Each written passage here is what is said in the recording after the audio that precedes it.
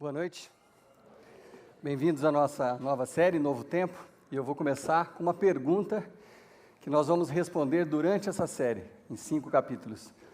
Por que que as pessoas resistem tanto à igreja? Por que será que as pessoas têm uma resistência tão grande à igreja? Você sabe disso porque talvez você tenha quebrado essa resistência para chegar aqui ou numa outra igreja, mas você sabe que era difícil. E talvez você esteja aqui, você queira trazer um amigo seu, e às vezes você tenta abordá-lo e falar, eu queria que você fosse comigo na igreja, e você percebe que há uma resistência enorme. Eu sei que se eu fizer essa pergunta realmente, pedir para que vocês respondam, vocês já vão ter algumas coisas que já vão vir às suas mentes.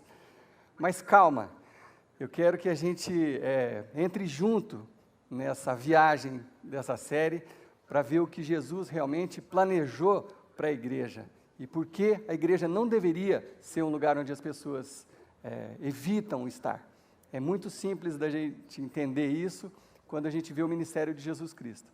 Mas a pergunta que eu quero deixar por esse começo da nossa série é: por que será que as pessoas resistem? Então, para responder essa pergunta, há 10 anos atrás, nós começamos essa igreja, porque a gente achava que não deveria ser assim. Então, nós olhamos em volta desse lugar, e num raio de 8 quilômetros em volta desse lugar, nós temos 400 igrejas evangélicas. 400 igrejas evangélicas. É muita igreja, né? Então, também acho. Na rua da minha casa tem 7. Uma vez que eu falei isso aqui, tinha 5, agora já tem mais 2. Então, eu não precisava nem sair muito longe, se eu quisesse simplesmente achar uma igreja. Mas a razão que nos levou a começar essa igreja é que a gente queria fazer uma igreja diferente. E esse diferente, muita gente até hoje não entende, e muita gente veio aqui, observou, muita gente achou que o diferente era os telões, a luz, a música mais alta um pouquinho, o jeito de falar, eu não uso terno e gravata, algumas pessoas acharam que era isso, que era a diferença. Mas isso, há 10 anos, talvez até fosse uma diferença. Mas hoje, algumas grandes igrejas aqui em Londrina já nos copiaram, quer dizer, já estão usando os mesmos tipos de recurso, telões, a luz, uma luz mais baixa no público, uma música um pouquinho mais contemporânea, já tem outras igrejas fazendo isso. O que muita gente não entendeu é que isso nunca foi a essência do que a gente queria começar. E talvez muitas pessoas passaram por aqui e foram embora, porque eles vieram atraídos pelo telão e tudo, e não entenderam o que realmente era o diferencial da capela. E quando eu falo isso, por favor, ninguém me entenda, eu não estou apontando o dedo para nenhum lugar, não estou criticando nenhuma outra igreja. Eu acho que todas as igrejas quase todas as igrejas são necessárias, e assim, porque as pessoas têm personalidades diferentes, backgrounds diferentes. Então não é isso que a gente vai falar aqui, mas eu quero mostrar para vocês durante essa série, e vai ficar claro como nunca ficou. Eu até peço desculpa se você é um frequentador aqui há mais de 1 ano, 2 anos ou 5 anos, e até hoje você não entendeu direito o que é esse negócio de visão que a gente fica falando aqui. Eu garanto que se você seguir essa série até o final, ninguém mais vai ter esse tipo de dúvida aqui na capela. Bom, mas uma coisa interessante de saber é que depois de 10 anos, nós estamos atados aos mesmos valores que nós começamos aqui. Absolutamente nada dos valores que nós planejamos, e nós sonhamos, e nós queríamos para a nossa igreja, absolutamente nada mudou. Mudou forma, mudou uma coisa aqui, uma coisa foi adaptada ali, mas os valores ainda são absolutamente os mesmos. Mas ainda assim, as pessoas resistem à igreja, e vocês imaginam, eu sou pastor, se as pessoas resistem à igreja, as pessoas têm uma enorme resistência aos pastores. Não sei se vocês sabem disso. Às vezes a gente está viajando, você está num avião, você vai viajar, sei lá, 5 horas do lado de uma pessoa, e a pessoa pergunta, o que você faz? Eu fico pensando assim, porque eu sei que se eu falar pastor logo de cara, já vai fechar um monte de filtro. Assim, a pessoa já... Esses dias eu fui arrumar a maçaneta do meu carro, num autoelétrico, estava com problema, e aconteceu exatamente isso, faz umas 2 semanas isso. Estou conversando com o rapaz, uma conversa animada, ele é lá na Avenida São João, um cara super bacana, dirige kart, uma conversa estava super animada. Aí ele, o que você faz? Eu falei, eu sou pastor. Então, o senhor, mas na hora, mudou o tratamento, na hora. Já começou a me chamar de senhor, já evitou algumas palavras, então assim, a gente sofre com isso. Então aí eu vi um vídeo no YouTube, eu aprendi uns truquezinhos, eu desenvolvi uma outra forma que eu testei essa semana e funcionou.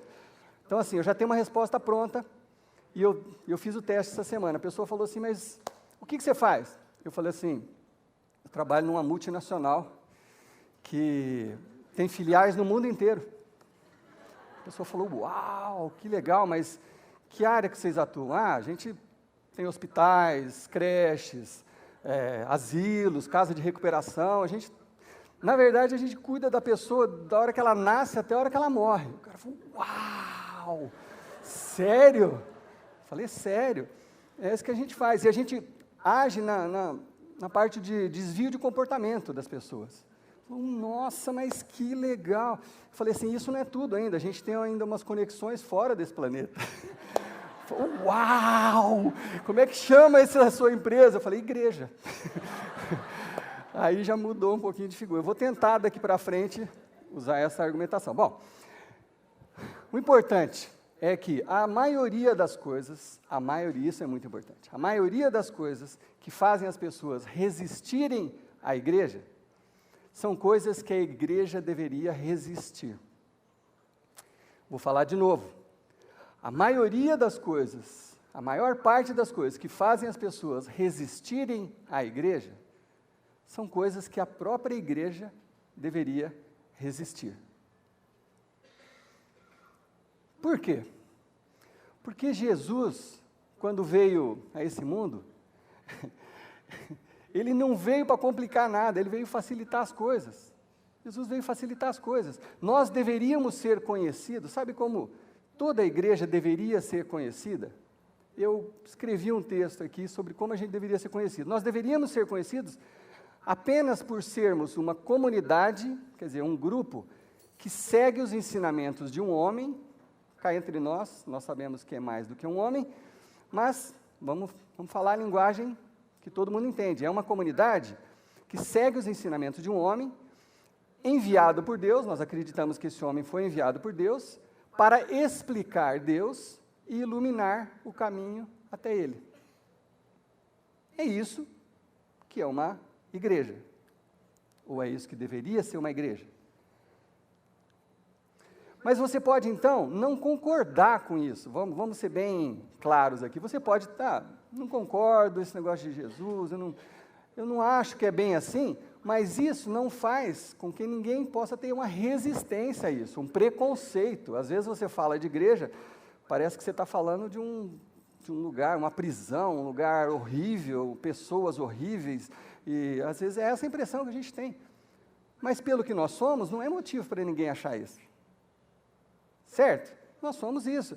A mensagem desse Jesus que nós cremos, resumidamente, era uma mensagem muito simples.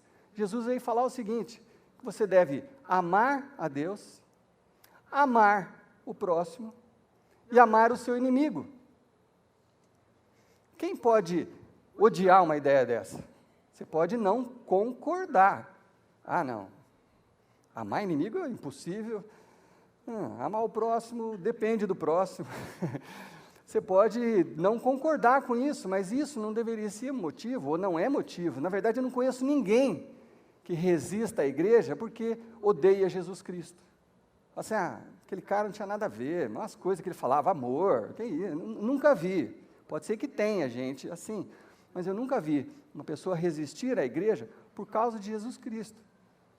Isso aconteceu lá no começo da história de Jesus Cristo, depois que Jesus Cristo morreu, ressuscitou e foi embora, começou uma perseguição por causa de Jesus Cristo.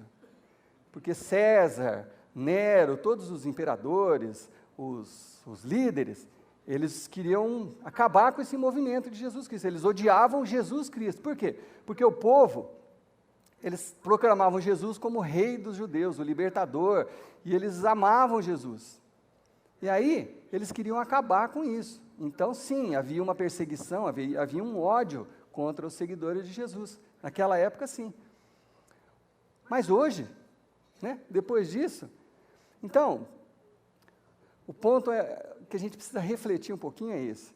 As coisas que fazem com que as pessoas resistem à igreja são as mesmas coisas que a própria igreja, nós deveríamos resistir a essas coisas. A gente não deveria fazer, a gente não deveria sequer concordar com isso.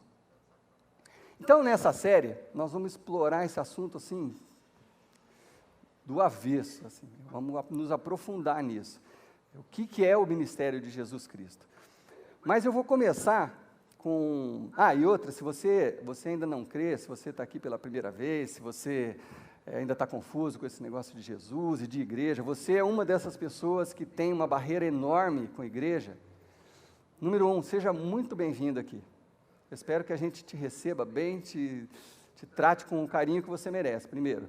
Segundo, não desista hoje no primeiro capítulo dessa série, não. Espera até o final dessa série. Eu sei que talvez você tenha uma série de bloqueios, mas faz um esforço, faz uma ginástica de acompanhar esses capítulos, principalmente o da semana que vem. Da semana que vem eu duvido que alguém saia daqui com algum tipo de resistência ao Evangelho de Jesus Cristo. Então não desiste não, vamos até o fim.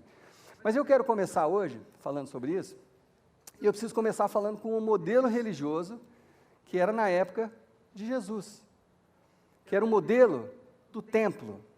Era um modelo de religião que até hoje tem em muitos lugares, mas era um modelo que era o único, importante e que funcionava na época que Jesus veio a esse mundo. Era o modelo dos templos. E o modelo do templo incluía algumas coisas bem importantes. Primeiro, o modelo do templo era um lugar sagrado, quer dizer, era um lugar especial, um santuário, alguma coisa assim, nesse modelo de templo. Tinha um texto sagrado, um oráculo, as leis, as escrituras, mas esse modelo de templo tem um texto sagrado. Esse modelo de templo tem um homem consagrado, que às vezes é tratado como um ET, uma divindade, algo assim, muito especial. Nesse modelo de templo tinha sempre um homem sagrado, santo, consagrado, e pessoas sinceras, ou ingênuas, mas a maioria sinceros, que seguiam esse modelo de templo. Bom, esse modelo de templo, ele cria uma situação inédita. Ele cria uma situação onde fica um poder extraordinário sobre o homem que vive ou que trabalha no lugar sagrado. Esse homem recebe um poder extraordinário e ele define as escrituras, as leis para as pessoas. Ele fala, é isso que você tem que fazer, é isso, senão você vai para o inferno, senão você vai para ali, senão você vai morrer, senão você vai ser apedrejado. Era assim no tempo de Jesus, é assim até hoje, em todo modelo de templo que existe ainda pelo mundo. Em vários lugares é assim ainda hoje. Mas nenhuma igreja deveria se parecer com isso, você sabe por quê? Nenhuma igreja hoje deveria se parecer com isso. Porque quando Jesus veio, ele decretou o fim do modelo de templo. Quando Jesus veio, ele decretou o fim do modelo de templo e começou algo completamente novo, completamente diferente. Foi isso que Jesus veio fazer. Percebe? Jesus veio a esse mundo e ele decretou o fim, acabou, até aqui era assim. Até hoje era esse modelo de templo que vocês conhecem, com um sacerdote, com isso, com um lugar sagrado, que você tem que ficar em silêncio, não pode falar muito alto, não pode fazer piada. É um lugar sagrado, tem um texto sagrado que só aquele cidadão sagrado que pode interpretar o texto para vocês, porque vocês não podem ler, vocês não deveriam ler, porque é muito complicado. É assim o modelo, só que Jesus veio para começar algo completamente novo. Jesus decretou que era um novo tempo a partir da chegada dele nesse planetinha.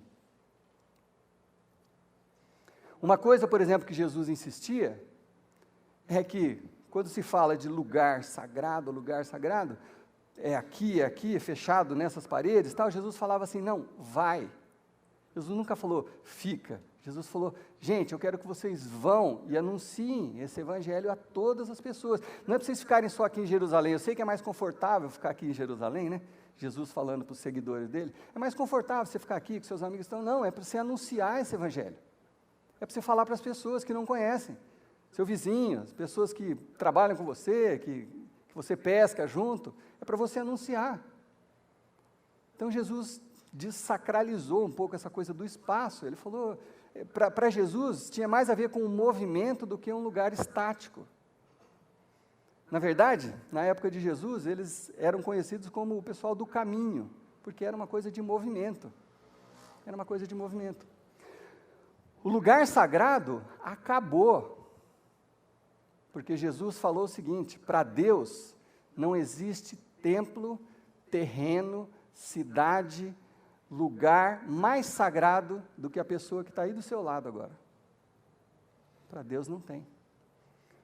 Não tem lugar geográfico nesse mundo que seja mais sagrado para Deus do que a pessoa que está atrás de você, na sua frente, à sua esquerda, à sua direita. Essa era a mensagem de Jesus Cristo. Jesus dizia que dali para frente você não precisava mais ninguém para fazer as orações por você, para levar os seus pecados até Deus, para que eles fossem perdoados. Jesus falou, não, eu vim fazer isso. Esse modelo de sacrifício acaba comigo. Eu sou o último a me sacrificar pelos pecados de alguém. Acabou, é o fim dessa era. Acabou a era dos templos. E Jesus aperfeiçoou até o texto sagrado, até o texto. Mas Jesus anunciou esse tempo novo, fundou esse movimento, e tem um texto que eu quero ler com vocês, que está lá em Mateus, onde não podia ser mais claro o fundamento de tudo o que nós cremos, o fundamento de todo esse novo tempo, esse recomeço de era que Jesus veio inaugurar quando ele chegou nesse planeta. Mateus, capítulo 16, o que estava acontecendo aqui era o seguinte, Jesus estava acabando um sermão dos mais conhecidos dele, e aí, num certo momento, Jesus perguntou assim para os discípulos dele, falou, o que as pessoas têm falado de mim? O que elas acham? Quem que elas acham que sou eu?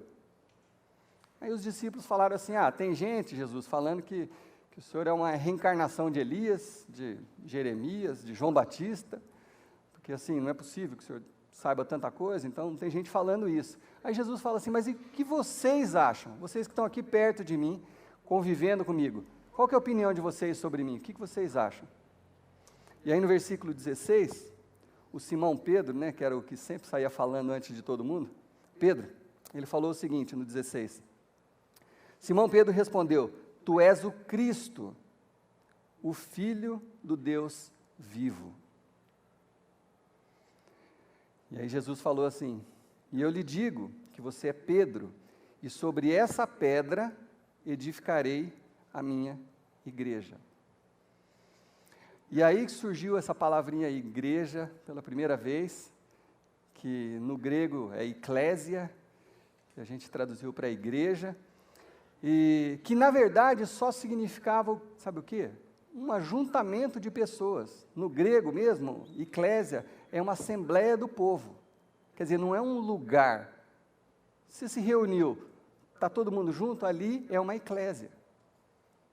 Não precisa necessariamente ter paredes, teto e luz. Aquilo é uma eclésia. É isso que Jesus está falando.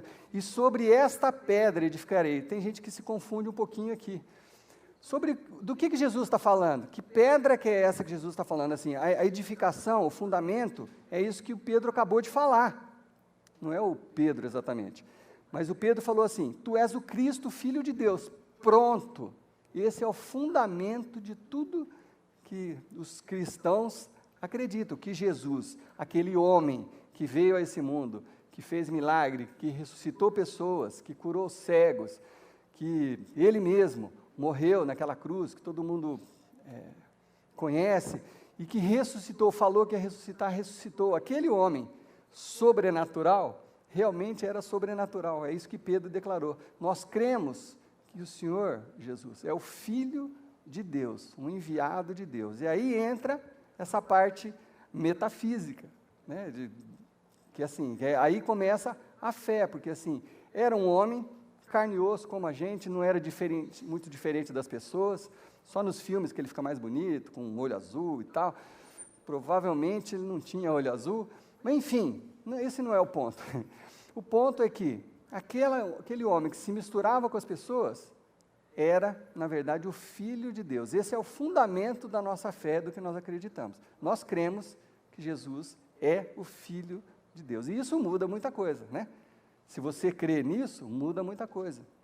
Porque aí você vai prestar atenção nos ensinamentos de um ser filho de Deus, enviado por Deus para falar sobre Deus, para ensinar sobre Deus, para iluminar o caminho até Deus. Isso muda muito. Então, esse que é o desafio da nossa fé. Por isso que a Bíblia diz, se você crer e for batizado, será salvo. Você precisa crer nisso, esse é o fundamento da nossa fé. Você pode não crer ainda, mas isso não, pelos ensinamentos, pela vida de Jesus, isso não deve te levar a resistir à igreja ou a Jesus, né? Bom, aí Jesus fez o que mais? Jesus instituiu uma nova aliança. Jesus instituiu um novo combinado. Jesus instituiu um novo testamento, um novo contrato. Olha que interessante. Nós tínhamos um combinado, nós tínhamos uma aliança. Deus tinha feito uma aliança com os homens, começando lá por Abraão e tudo que aconteceu. Deus tinha uma aliança que era assim, como as pessoas não podiam se achegar a Deus sozinhas, então elas iam ao templo e aí elas expunham o seu pecado, levavam uma ovelhinha, uma pombinha, um bezerro para ser sacrificado, para que aquele sacrifício daquele animal pagasse pelo pecado que a pessoa cometeu. Então esse era o combinado, essa era a aliança de Deus com os homens. Mas Jesus veio para substituir isso. Por quê? Porque esse método chegou a um ponto que ele já não estava funcionando mais. Sabe por quê? Porque aí começou a exploração, aí os sacerdotes viraram pessoas importantíssimas, riquíssimas, e começavam a abusar do povo. E aí, agora um cabrito não é suficiente, precisa 3, sabe? O homem tem essa tendência à corrupção, né? Independente de onde esteja, o homem tem essa tendência à corrupção. Então, Deus percebeu que esse método já não estava transformando mais as pessoas. As pessoas podiam levar mais ou menos sacrifício, mas não estava transformando os corações. Então, Jesus veio com um novo combinado. E Jesus mesmo fala disso lá em Lucas, ele deixa isso muito claro. Lá no livro de Lucas, capítulo 22, naquela cena conhecida da Santa Ceia, Jesus fala isso claramente. Ele fala assim, da mesma forma, depois da ceia, Lucas falando sobre Jesus, Jesus tomou o cálice dizendo, este cálice é a nova aliança no meu sangue derramado em favor de vós. Essa frase, naquele momento que Jesus falou, soou meio sem sentido, porque estava tudo bem. Naquele momento, Jesus era muito conhecido. Jesus era quase uma celebridade, ou era uma celebridade da época, todo mundo seguia, e multidões iam atrás de Jesus. E se os discípulos que estavam ali do lado olhassem para Jesus, ele não estava sangrando. Por que ele está falando de sangue aqui? Esse cálice é a nova aliança no meu sangue, derramado em favor de vocês. Eles não entenderam. Quando Jesus falou isso, eles não entenderam. Mas no dia seguinte, isso ficou claro para eles, porque no dia seguinte Jesus foi preso, foi torturado e derramou todo o seu sangue. E esse sacrifício que Jesus fez, esse sacrifício final feito na cruz, para a remissão dos pecados, entrou no lugar, substituiu. Esse é o novo combinado. Dali para frente, instituiu-se que o sacrifício de Jesus na cruz é plenamente suficiente para perdoar todos os pecados de cada um da humanidade, não só daquele povinho, não só dos judeus ou das imediações, mas de toda a humanidade para sempre. Esse é o novo combinado, essa é a nova aliança que Deus fez comigo e com você, através do sacrifício de Jesus Cristo. Jesus trouxe um novo significado para o texto sagrado. O texto sagrado em Jesus teve um outro significado. Os fariseus, que eram os religiosos da época, os pastores, os padres da época, são esses fariseus que você lê na Bíblia de vez em quando. Eles viviam atrás de Jesus, mas não porque eles gostavam de Jesus, mas eles queriam achar uma falha, alguma coisa, algum motivo de acusação em Jesus, para poder fazer, sabe o quê? Matar Jesus. Olha o absurdo, a gente lê as coisas, a gente ouve, às vezes a gente não para pensar. Olha o absurdo do absurdo. Jesus, que pregava o amor, só pregava o bem, curava as pessoas, incomodou os religiosos. Aqueles que deviam seguir Jesus e aprender com eles, queriam matá-lo. Então, às vezes, eu até fico mais aliviado quando eu sou perseguido também. Falo, bom, pelo menos eu ainda não estou indo para a cruz. Mas eu fico até mais tranquilo, mas porque a pessoa que eu sigo foi super perseguida, né? Foi caluniada, fizeram de tudo. Então, esses fariseus ficavam buscando alguma coisa para acusar Jesus para poder matá-lo. Mas aí, porque Jesus, deixa eu explicar isso melhor, porque Jesus fazia umas coisas que eles não gostavam. Por exemplo, Jesus curava as pessoas no sábado, e o sábado para o judeu é um dia sagrado, que você não pode fazer nada. Não pode trabalhar, você não pode fazer esforço, exercício, não pode fazer nada. É um dia santificado, sagrado, que você não pode fazer nada. E Jesus via as pessoas doentes no sábado e curava. E eles ficavam loucos, e Jesus expulsava demônio de pessoas. E eles ficavam loucos com Jesus. Aí eles queriam ver se achava Jesus falando alguma coisa contra a lei. E aí, em Mateus 5,17, teve um dia que Jesus deixou isso aqui bem claro para eles. Jesus falou assim: não pensem que eu vim abolir a lei e os profetas, eu vim cumprir. Eu não vim abolir, eu vim cumprir a lei e os profetas. Eles falaram, mas como assim? Você está trazendo um assunto novo, algumas novidades, como é que você veio cumprir? Jesus falava assim, não, exatamente, sabe aquilo que estão nas escrituras de vocês, no texto sagrado de vocês, sabe que aqueles profetas profetizaram há mais de 700 anos? Lembra Isaías, 700 anos atrás, o que Isaías estava falando? Jesus falava o seguinte, sabe aquele texto lá de Isaías, que fala assim, que ele tomou sobre si as nossas dores e as nossas enfermidades, ele foi transpassado pelo nosso pecado, e que o castigo que trouxe a paz sobre vocês, estava sobre os seus ombros, e pelas suas feridas, vocês foram sarados. Você sabe, isso foi escrito há 700 anos antes, Isaías está falando de mim. Aí eles ficavam mais bravos ainda. Aí os fariseus ficavam mais... Mas eu sou o cumprimento... E sabe o que é interessante, gente? Pelo menos eu acho interessante. Os judeus estavam esperando um Salvador. Os profetas haviam profetizado que ia chegar um dia um Salvador da humanidade. E aí Jesus está no meio deles, curando, ressuscitando pessoas, e eles não conseguiram ver, não creram em Jesus. E Jesus, ele falou, eu vim cumprir a lei, porque eu sou isso aqui que está escrito, o que Isaías falou, sou eu. E é interessante você ler um livro que foi escrito 700 anos antes, você vai lendo alguns trechos de Isaías, a descrição da cena da cruz, é impressionante, como assim, não tem como não associar a Jesus, é claro demais, eles não viam porque eles não queriam. Se você ler as cartas do apóstolo Paulo, então, Paulo fala isso com muita clareza, do sacrifício de Jesus como uma nova aliança, um novo combinado. Agora nós não somos mais aprisionados, entendam bem o que eu estou tentando dizer, às leis.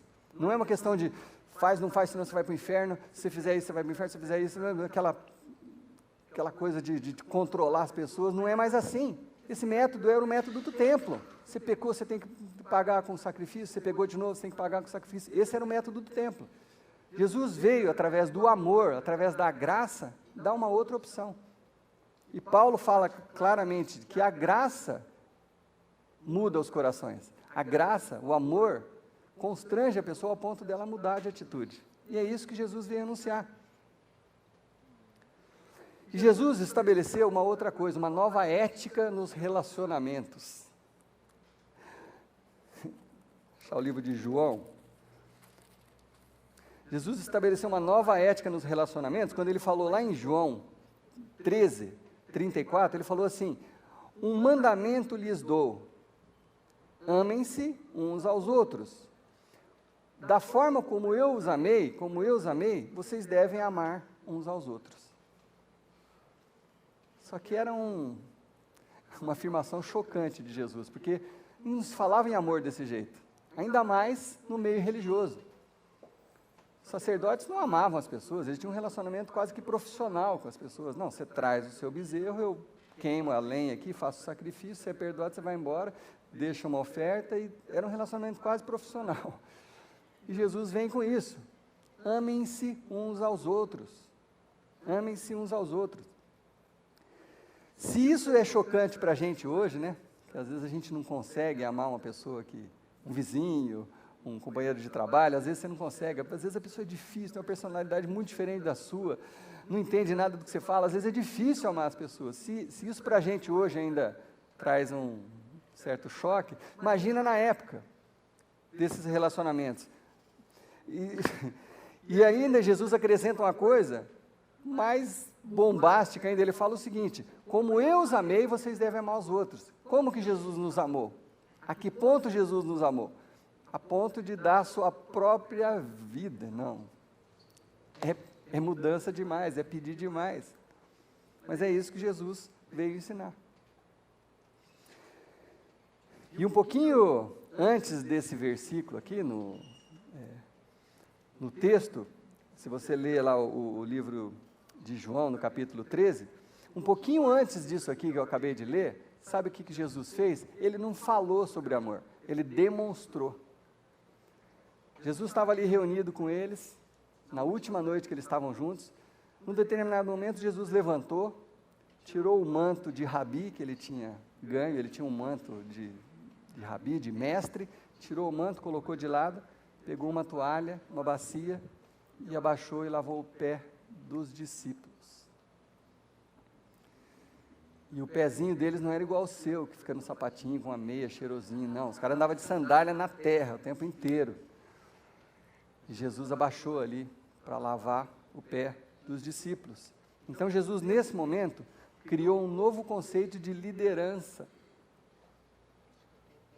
Jesus criou um novo conceito de liderança, ele virou tudo de ponta cabeça. Ele falou assim: você quer liderar? Você precisa aprender a servir. Você achou que quem tinha falado isso era o autor do Monge e o Executivo, né? Não, Jesus fez isso há muito mais tempo. Há 2000 anos atrás, há 2000 anos, Jesus falou isso. Há 2000 anos Jesus falou assim: não, você quer liderar? Você precisa aprender a servir. Ele quebrou os paradigmas de liderança. Mas em seguida, Jesus faz uma afirmação ainda mais radical. Jesus fala assim: com isso, amando uns aos outros, com isso, todos saberão que vocês são meus discípulos, se vocês amarem uns aos outros. Por que é radical isso? Porque assim, à época, talvez hoje isso não aconteça, mas à época era assim: as pessoas queriam ser conhecidas como religiosas pelo tanto que elas sabiam, pelo tanto que elas dominavam a Bíblia, pelo tanto que elas tinham de diplomas na parede do escritório, PhD, formado aqui, formado ali. É assim que elas são religiosas, pelo jeito que elas se vestem, pela a voz macia: ah, querido, tudo bem? Já viu? Hoje não existe gente que fala assim, mas existia naquela época gente que quer ser vista como seguidor de Jesus Cristo pela entonação da voz, pelo jeito que se veste, ai, que feio, isso eu não posso ver. Expressões, coisas assim. Tem gente que quer ser conhecido como seguidor de Deus por isso. E Jesus falou assim: não, você quer ser conhecido como meu discípulo? É amando as outras pessoas que você vai ser reconhecido. Ah, aquele ali é um crente, aquele cara é bacana, aquele cara ama as pessoas, ele cuida, ele ajuda, ele estende a mão quando elas precisam. Chocante isso aqui, né? Mas se é tudo isso que Jesus veio ensinar, que raios as pessoas resistem a isso? Por que que as pessoas resistem a isso? Se tudo que Jesus vem ensinar é sobre amor, é sobre perdão de pecados, é sobre se reaproximar de Deus através do sacrifício dele. Você não precisa mais criar animais para você sacrificar animais para você ser perdoado. Qual é a contraindicação? O que que não é legal nisso? Você pode, é o que eu falo, você pode até não concordar. Você fala assim, não, eu ainda não consigo concordar com tudo isso. Não tem problema, mas por quê? Por que recusar isso? Por que ter preconceito? Por que ter resistência a esse tipo de coisa? Mas, o que que nós vemos? O que que nós vemos quando a gente liga a televisão ou quando a gente, às vezes, anda por aí?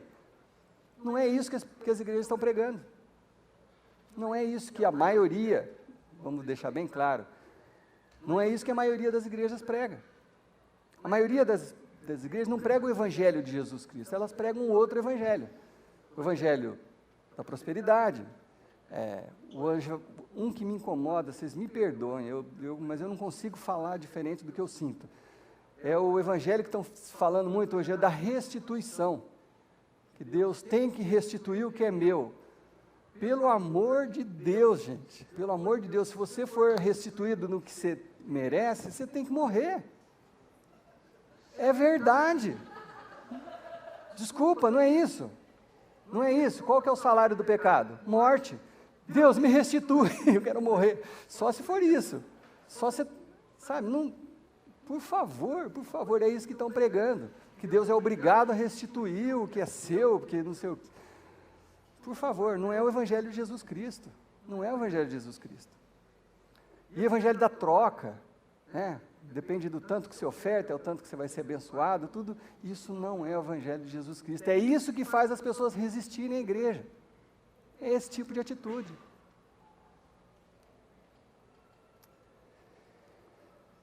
Eu fui jantar na casa de um casal, há umas semanas atrás, e ela frequenta a igreja, ele não.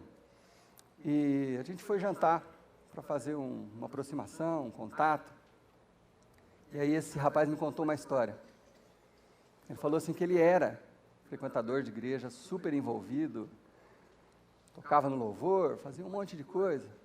E aí foi desafiado a criar uma célula, e ele criou uma célula, mas como ele tinha uma influência na música e tal, ele montou uma célula de pessoas da noite, músico, uns doidão, pessoal cabeludo, não sei o que e tal, montou essa célula e começou a crescer, e ele pregando o evangelho, isso começou a crescer, e chegou uma hora, ele chegou para o pastor e falou, pastor, o que eu faço? Eu não dou conta, já tem um monte de gente, o que eu faço com esses meninos? Eu quero levar para a igreja, pastor. O pastor falou assim para ele, fala para eles cortar o cabelo e esconder as tatuagens, aí você pode trazer.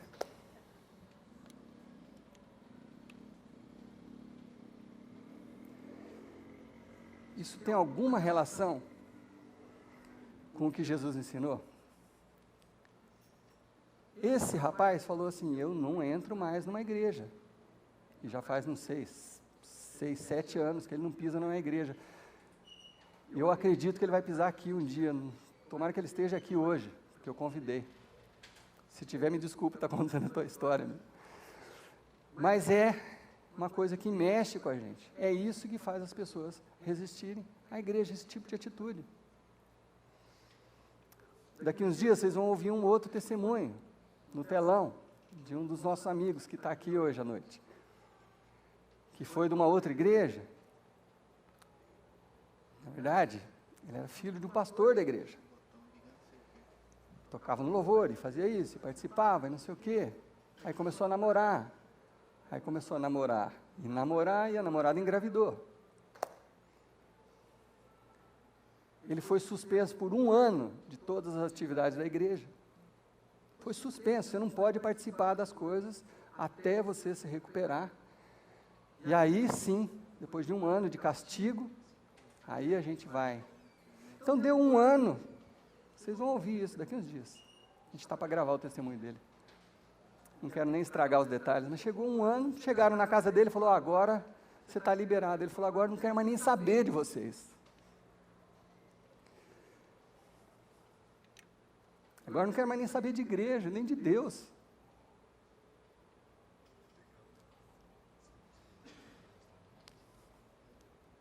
Graças a Deus, graças a Deus. Ele teve a oportunidade de alguém o convidar para vir aqui. Podia ter sido em outro lugar, não precisava ter sido aqui. Mas ele encontrou um outro Deus. Um Deus que ama o pecador.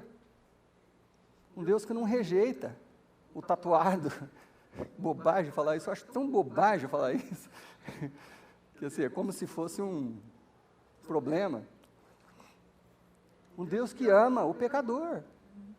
Um Deus que ama as pessoas do jeito que elas são. E quer dar oportunidade para as pessoas de terem uma vida melhor. De conhecerem a Deus, se aproximarem de Deus. De serem salvas. De serem transformadas. É isso que é o Evangelho de Jesus Cristo. A chegada de Jesus Cristo acabou com esse modelo de templo. A chegada de Jesus Cristo trouxe algo completamente novo.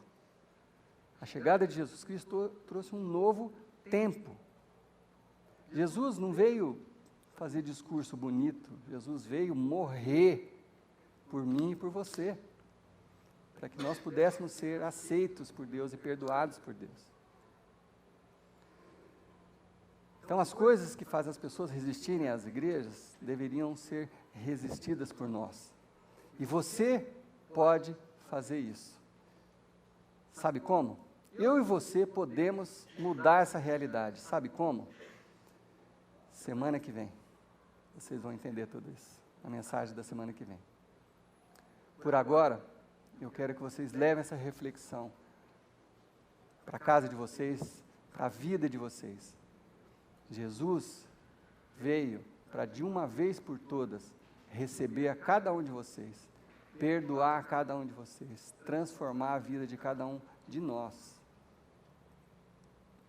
Ele veio, não para falar bonito, ele veio para morrer por mim e por você. Esse é o Evangelho, e nós cremos nisso. Se você ainda não crê, não desista ainda. Insista um pouco mais, porque se ele transformou a vida de muita gente que está aqui, ele vai transformar a sua também. Amém? Senhor Deus, obrigado pelo sacrifício de Jesus ali na cruz. Obrigado, Deus, por ter enviado Jesus para simplificar, para pavimentar o nosso caminho até o Senhor, Deus. Graças a Jesus, nós podemos nos achegar, nós mesmos a Ti. Nós não precisamos nem ninguém que ore pelos nossos pecados, nós mesmos, segundo Jesus ensinou, nos ajoelhamos no nosso quarto, fechamos a porta e clamamos: Pai nosso que estás nos céus, venha sobre nós. Venha o Teu reino, reina sobre a nossa vida, Deus. Faça-se a Tua vontade sobre a minha vida, Pai. Faça-se a Tua vontade. Supre-me, Senhor Deus, com o pão, com as coisas que eu preciso. Mas que Seu nome seja glorificado através das nossas vidas, Pai. Que Seu nome seja glorificado através das nossas atividades, Senhor Deus, do dia a dia, Pai. E que o Seu amor sobre nós nos constranja ao ponto de nós queremos levar esse Evangelho às outras pessoas, trazer mais gente para conhecer esse Evangelho e ser restaurado por esse Jesus Cristo. Então, nessa noite, Pai, eu peço que o Senhor traga uma paz sobre os nossos corações, mas principalmente, Senhor Deus, que o Senhor incomode as nossas cabeças com essa verdade, Pai. A verdade é que Jesus veio para transformar a nossa realidade. Jesus veio para acabar com esse modelo de templo. Jesus veio para simplificar o nosso acesso a Ti, Senhor Deus. Que isso fique cristalizado nas nossas mentes e nos nossos corações, Pai. Que essa verdade de Jesus Cristo possa finalmente trazer mudança de vida para nós mesmos, Senhor Deus. Eu peço a Tua bênção sobre cada um dos meus irmãos aqui, que cada um tenha uma semana abençoada e que nos traga de volta a semana que vem, Senhor Deus, para conhecer profundamente esse Teu amor, em nome de Jesus Cristo. Amém.